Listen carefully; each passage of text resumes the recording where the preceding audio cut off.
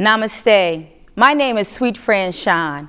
I am an author, a poet, a performer, and I'm so excited and thankful to be sharing with you today on What's Your Point of View? Tell me what's your point of view? What's your point of view? Tell me what's your point of view? It is your view. Point of view. Point of view. What's your point of view? It's time to hear from you. Welcome to Point of View.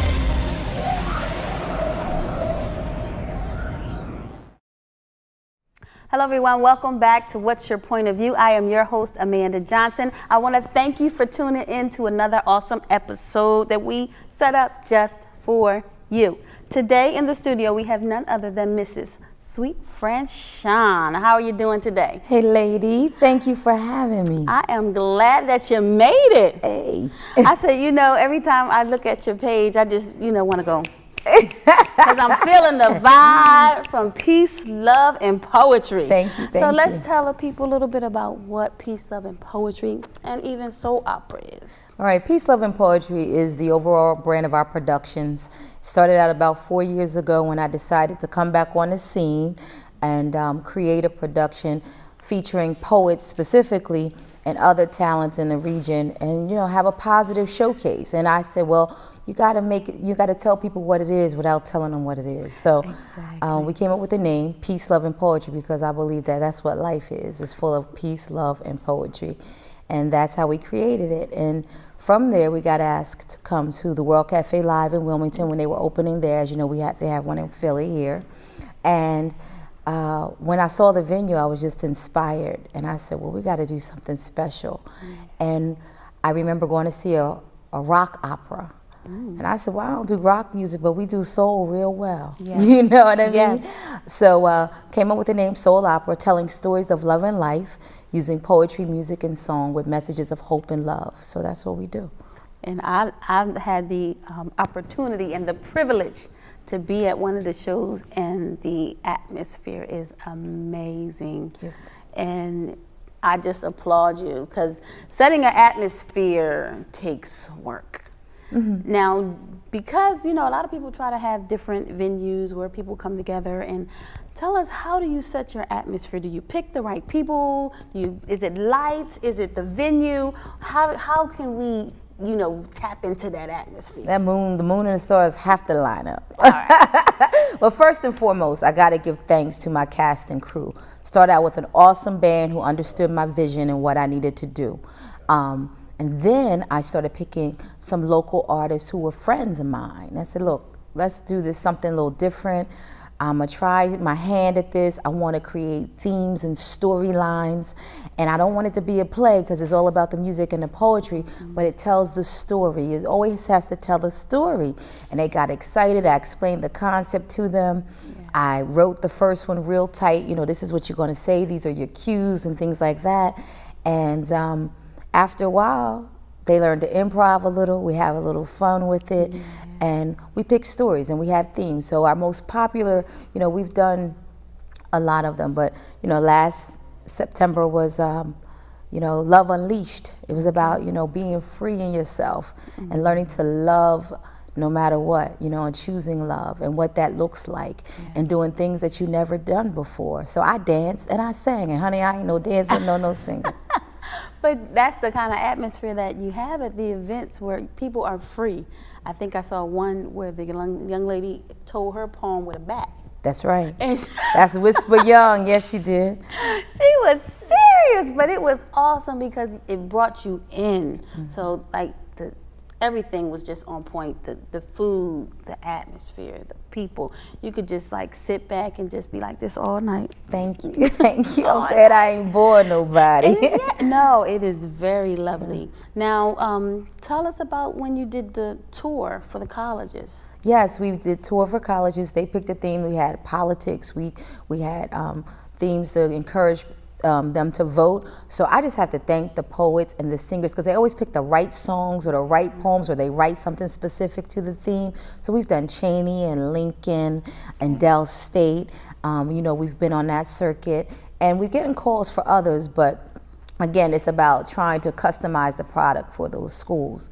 And we've done some cabarets. We have a cabaret version where we might pick 2 performers to give like Temptations or Gladys Knight or someone who tells good stories in their song. And then, like I said, soul opera, we bring it all together. We have our live music. We do a little comedy, well, comedy through our dialogue, you know, again, to move the story through. We might dance. We're singing, we're doing poetry, and we're really being real open, you know, about what it is. So in fact, the next show, December the 11th, I'm gonna step out a little bit. I'm gonna let some people know some things they don't know about me. So we're gonna do Living the Sweet Life. Wow. And it's gonna talk about the journey from how I got started, coming to an open mic here in Philadelphia years ago, and how we've evolved, and the product, how we've evolved as individuals, and how we've evolved collectively to get to this point. Well, we don't want to give up too much information about the Suite life, but at least tell us a little bit about how you got started doing poetry. Yeah, how I got started was I was going through a very difficult time. I had always been a closet writer, never had the courage to think that I could do entertainment as a living or as a source of income or anything like that. And especially as a poet, because, you know, most people typically don't want to pay a poet, you know. So they be snapping all day. They be like, but they don't really want to pay you. Can we pay for this? Like, you know. And especially, you know, $20 for an event. They're like, oh, wait a minute, it's poetry, $20, $5. So, you know, I really had to create from that model and change the business model and change the model based on what I felt I wanted to see and thought the people have been receiving it well. But I started out as an open mic going through divorce, and we were on stage. Somebody was on stage, that boy Dave out of here in Philly, that boy Dave, DJ here in Philly. That boy is a mom, y'all know him. So he called me out on stage, you know, like talking smack to me, like, where you think I'm from? Can't do that. And so I got on stage and we freestyled back and forth, and the rest is history. And then I started doing shows, the Blue Funk with John Barbara and the Come Clean production crew here in Philly. Philly really embraced me first before Wilmington, and then life happened. So I had children, and I decided I didn't want to just get in the car and be out all night. So I started creating things in Delaware, and it started with an open mic. It grew into a full-fledged production at this point. You know, I write it, I direct it, perform in it, I produce it, you know, I promote it, I'm excited. And I got a team that really, really is phenomenal. They're phenomenal. They're able to capture what it is that you have on the inside of you. Yeah, and they support the vision, you know. They trust me, and I couldn't ask for anything more. Well, it works. Thank you. It totally works, and you can see that poetry is a part of you. Thank you. And I believe that's what's coming out in the atmosphere in the venue. I was like, yeah, this is definitely worth the money. Yay. Yes, you know, we're definitely going to put it out there. But what we're going to do right now is we are actually going to have a poem by none other than Miss Suite Franchon. So you don't want to go anywhere. We'll be right back. It's time to hear from you. Welcome to Point of View. Peace, love, and poetry, we will always like to share a message of hope. So this one is called Some Days.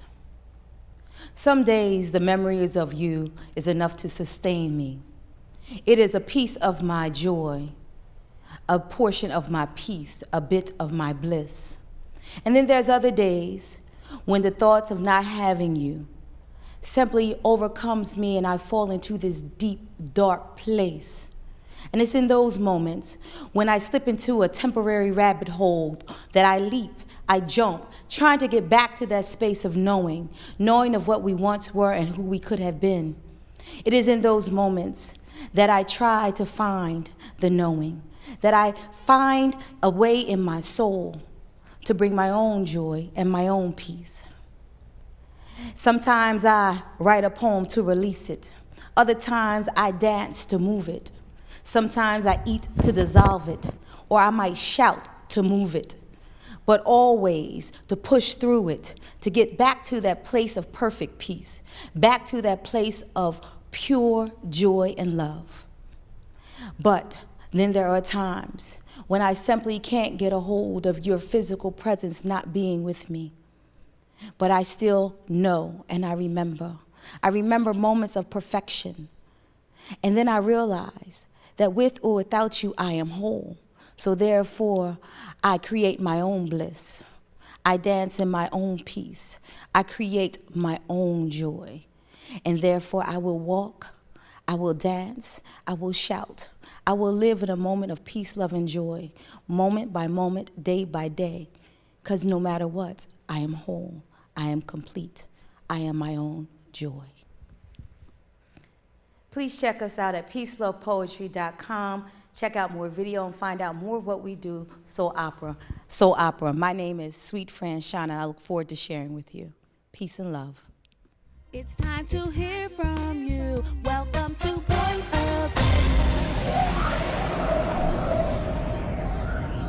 And we have another awesome segment lined up just for you. On today's show, we have none other than Marcus the Guitarist. Hi, Marcus. How are you doing today? How you doing? I'm doing well. I am glad you are doing well. Thank you for having us in your humble abode. Thank you for having me. Now, Marcus, you have an extensive history of music, playing with different groups, different bands, just writing. But let's go back and give our watchers and our viewers a little history on how you got started. When did you start playing the guitar? Basically, I'm just playing the guitar for about 50 years. Wow. Okay. The guitar was given to me at the age of 2 years old. That was in the category of, you would say, play guitar or toy guitar. But shortly after that, I was given a real guitar. And that basically what started me on my way. Now, sometimes you pick the instrument, or sometimes the parent picks the instrument at such a young age. Did you find yourself, did like your parents know that you wanted that, or that was the instrument that they picked for you?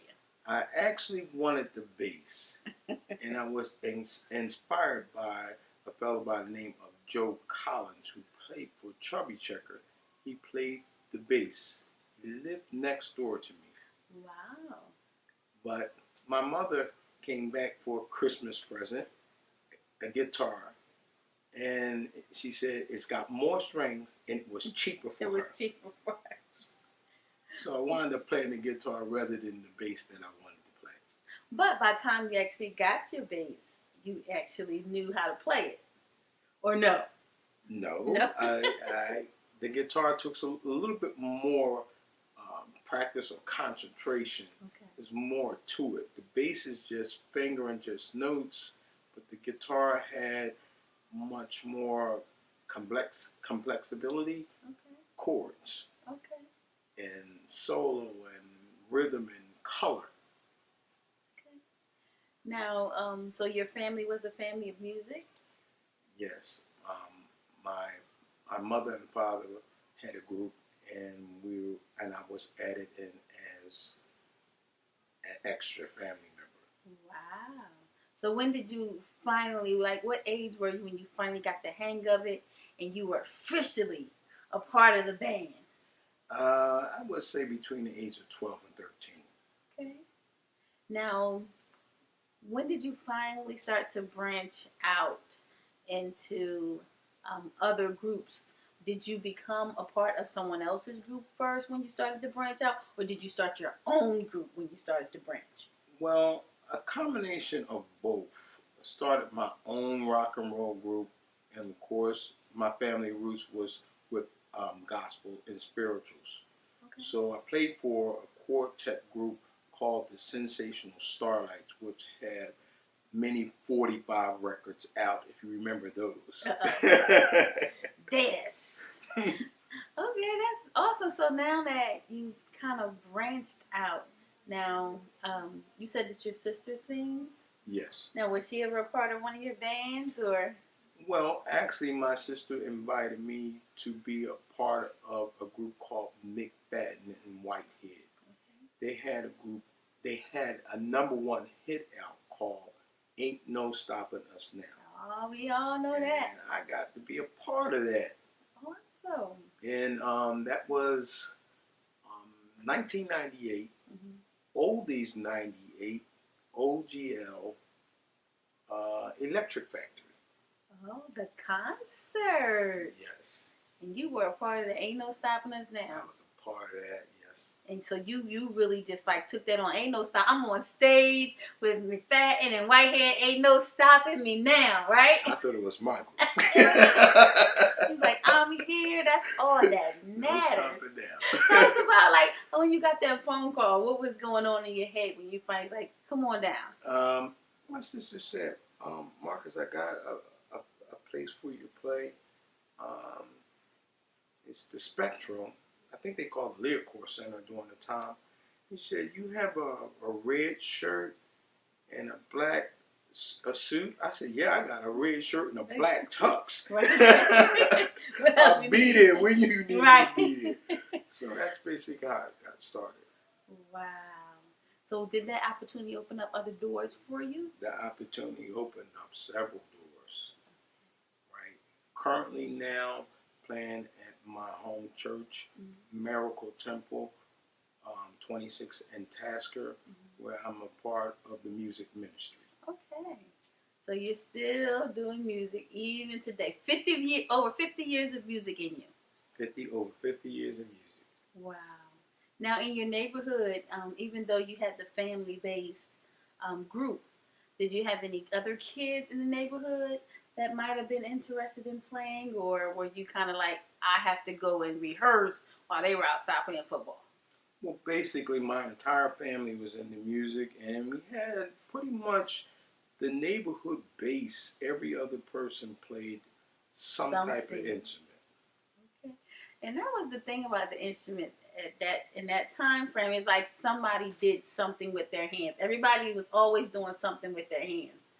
So with the family traveling, did y'all do a lot of traveling together? Or was everything like local? Well, pretty much after branching off and having my own group, which was called Natural Connection, we did a lot of extensive traveling and was on stage with, if you remember, the SOS band. We was on a stage also with the group that made Bustin' Loose. Believe it or not, we came on after that group and we played their song. How are you going to come on after the group and play the song? We was just that good. He was like, hey, well, let's keep it rolling. So was it like the crowd was flowing? So he's like, hey, let's just keep it moving. Let's keep it moving. Let's keep moving. Let's do Bustin' Loose. I know that's right, because if the crowd is in their mode, then you might as well just keep going. All right. Did y'all do a lot of outside, or were they mostly inside of events? A lot of outdoor and indoor concerts. Have you ever done a tour? A tour? With your family? No. I'm going to say so that was just mostly engagements here, engagements there. Across, I would say I was probably one of the first black musicians to play in the casinos. Okay, now. All right, so what we are going to do is we are going to be right back in a few moments, and we're going to talk about some of the connections that he has going on today. Many, many connections. So stay tuned.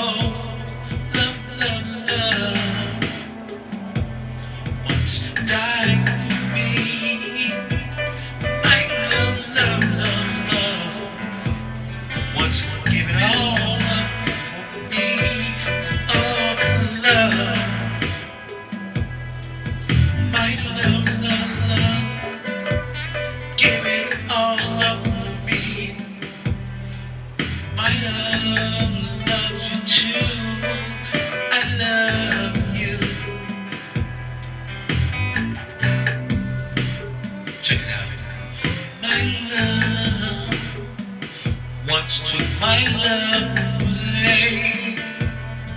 Oh, my love once not me. Check it out. Love, love, love, love, love, love you too. Love, love, love, love, love, so true. It's time to hear from you. Welcome to Point of Welcome back. Thank you for tuning back into What's Your Point of View. We are still here hanging out with Marcus the Guitarist. Now, Marcus, and before we went to the break, we were talking about some of the groups that you were connected with. So talk to us about some of the other groups that you have been connected with, because you were just talking about the part where you were pulled from the audience. Give us that experience. The battles of the bands. After my band finished playing, I had the opportunity to play with the great Sunrise. He called me to the stage. I came to the stage and I asked him, "What key do you want to play?" He said, "Man, just start playing. Play music. We play music here." So it was like a kind of a weird, just like his name, Sunrise, offbeat. I don't even know what category to put it in. I guess you would call it just living colors. Okay. All right. And I guess it's like if it comes together and it flows, play it, right? Right. He was like, okay. That's right. But what other groups have you had the opportunity to connect with?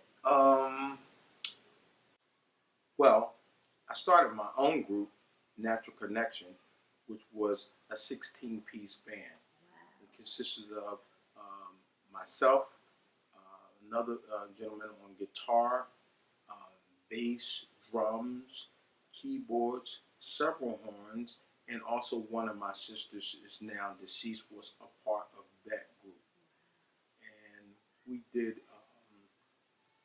several concerts at WDBL, the Temple Station. We played on that. We did Vernon Park, the Battles of the Bands. One gentleman was that's well known now is Kevin Eubanks. Mm-hmm. He was in that particular Battle of the Bands, and they, I believe at that time, they awarded him the #1 guitar player in the city. Wow. And of course, I came in my band as #2 band and the second best guitar player in the city. Wow. And you said a 16-piece band. Yes. Wow. Now, rehearsals, I'm like, we don't see that nowadays. So to hear somebody say a 16-piece and you travel. Yes, we travel mostly in a U-Haul.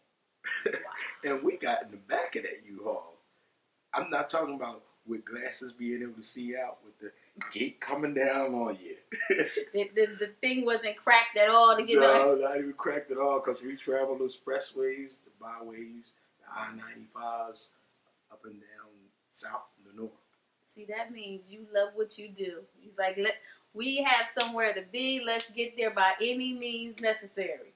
Right. 16-piece, that's an awesome group, because we don't see that nowadays. Right. Everything is mostly electronic now. So you can have 16, 20-piece, but just plug in something. It's not really those horns and that bass and that guitar and all of them playing together. But I believe it's going to come back. It's going to come back, because there's nothing like that genuine sound.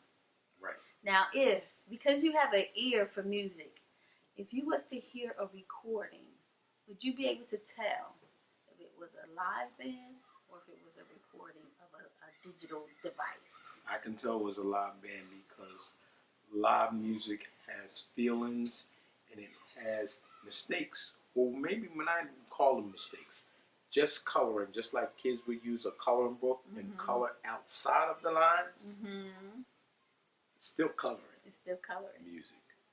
Okay.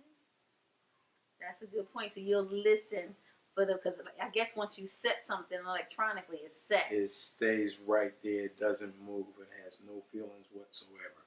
That's a good point to know. Very good point to know. Now, what current projects are you working on?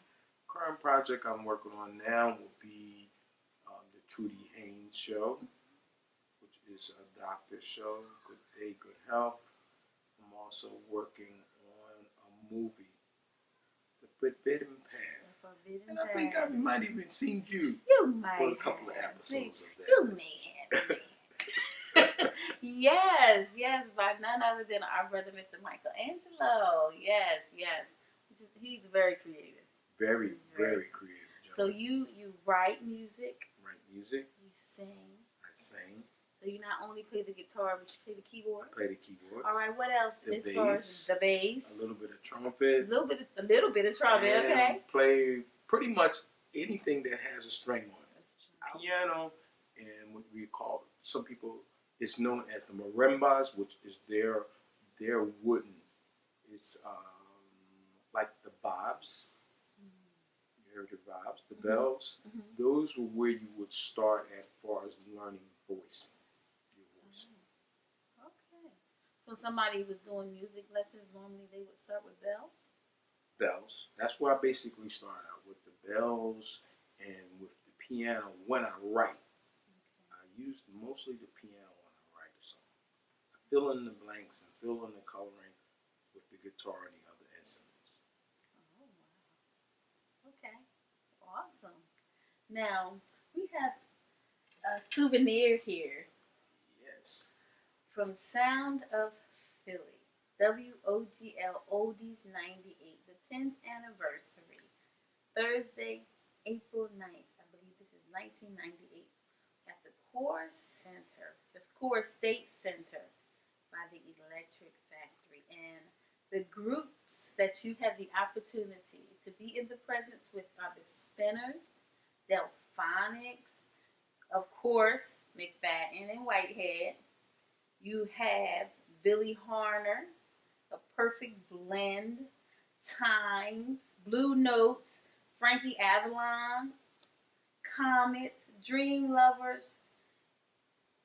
I know you had an awesome experience. Share with us something that happened on this night. And also Bill Clinton, former president, was also a part of this.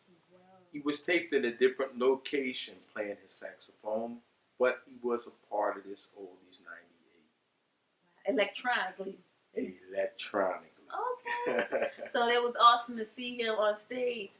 Did he just played by himself? He played along with the band Purple Rain. Wow. They just Skyped him right on in. Yes, And they did. See, that's the benefits of being a president, right?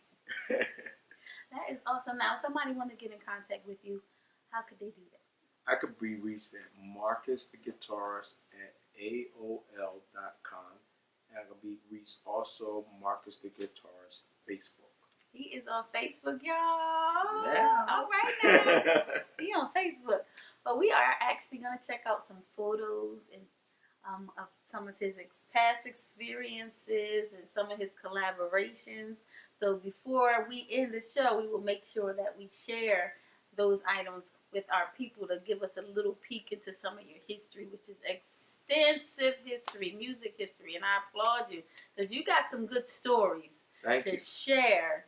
And you've been doing your thing. So keep on doing your thing. And we thank you for tuning into What's Your Point of View. See you next time. Stay connected and stay blessed.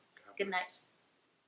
Tell me what's your point of view. R&B, pop, and hip hop right here in the studio. Love for the tenants are alive, living in the moment. I'm a star in the making. Yeah. But I'm just going with the flow. I'm having fun. You know? Welcome to Point of View.